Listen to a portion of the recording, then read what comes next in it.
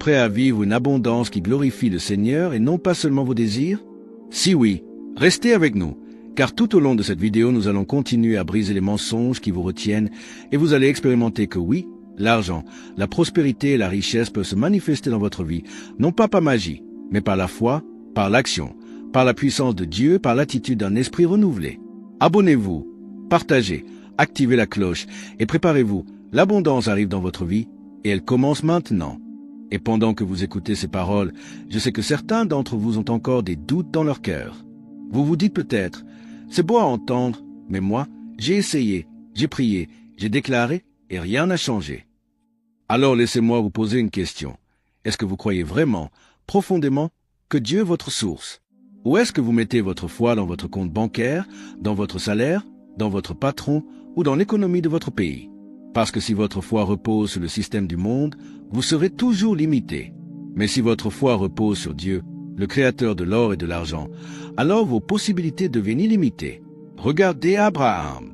Dieu lui avait promis qu'il serait béni et qu'il deviendrait une grande nation. Pourtant, Abraham a dû quitter son pays, marcher par la foi et croire à une promesse invisible. Et qu'est-il arrivé? Dieu l'a enrichi et il est devenu un exemple de bénédiction pour toutes les générations. Alors je vous demande, êtes-vous prêt à marcher comme Abraham, en croyant à l'invisible avant de le voir dans le visible? Vous voyez, la loi de l'attraction dit que l'univers répond à vos pensées. Mais moi, je vous dis que c'est Dieu qui répond à votre foi. Quand vous priez, quand vous croyez, quand vous déclarez sa parole, le ciel tout entier s'aligne pour ouvrir des portes.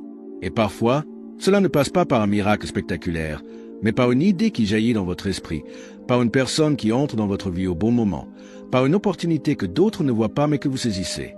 C'est là que l'argent commence à circuler, non pas comme une idole, mais comme une provision divine.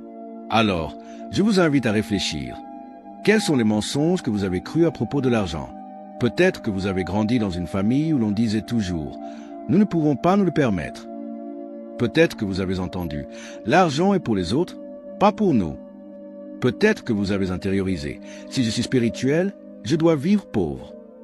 Ce sont des chaînes invisibles, mais puissantes. Aujourd'hui, ces chaînes doivent être brisées.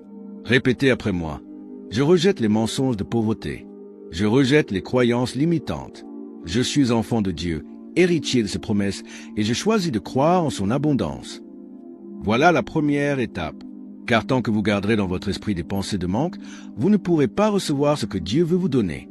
Vos pensées sont comme un récipient. Si elles sont petites, vous ne pouvez contenir qu'un peu. Si elles s'élargissent, vous pouvez contenir beaucoup plus. Élargissez votre vision, élargissez vos pensées,